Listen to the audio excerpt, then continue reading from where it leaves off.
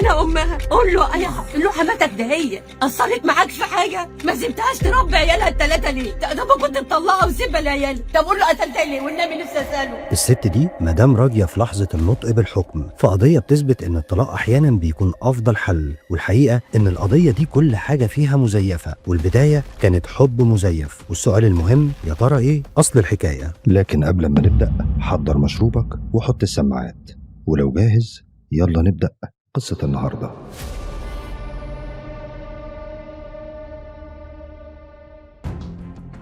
قضية النهاردة من محافظة المنصورة، وتحديدا في منطقة الدراسات. بتبدأ قصتنا سنة 2021 الموافق 3 أيام عيد الأضحى، أيام عيد والكل بيحتفل إلا بيت واحد بس بتطلع منه صرخة الكل بيسمعها وبعدها بيسود الصمت. بس في الأول وكالعادة عايزين نصلي على النبي، وخليك فاكر إن بسرد عليك الأحداث بأدق تفاصيلها عشان أعيشك كل لحظة فيها، وإن الغرض مش الإطالة.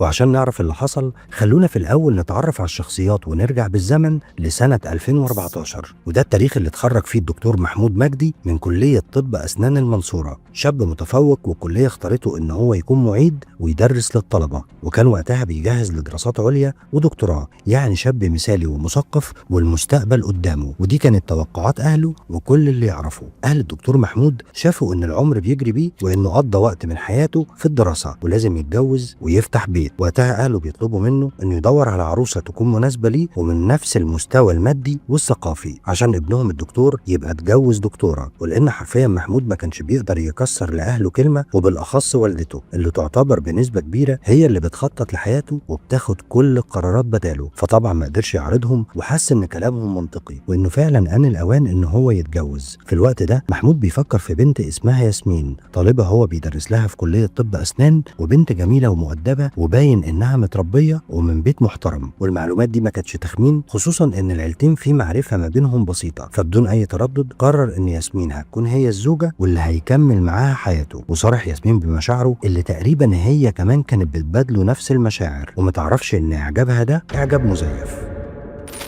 دكتورة ياسمين كانت شايفة فيه إنه شخص مجتهد ومعيد في الجامعة وليه مستقبل، وإنهم في نفس المستوى المادي والثقافي ونفس الدرجة العلمية، يعني بحسبة العقل عريس مثالي. وعلى الأساس ده وافقت على الفكرة، والمنتظر إن الدكتور محمود يتقدم لأهلها بشكل رسمي. وفعلا محمود بيروح هو وأهله ويتقدموا بشكل رسمي لأهل الدكتورة ياسمين، اللي برضه شافوا إن محمود شاب مثالي وممتاز. وده لما قال لهم إن هو عنده شقة في منطقة كويسة وفي بيت عيلة، وإن مرتبه كويس وهيزيد مع الوقت، وده هيكون بعد الدراسات العليا والدكتوراه، وانه شغال في مستشفى وبيخطط انه يكون ليه عياده خاصه. والحقيقه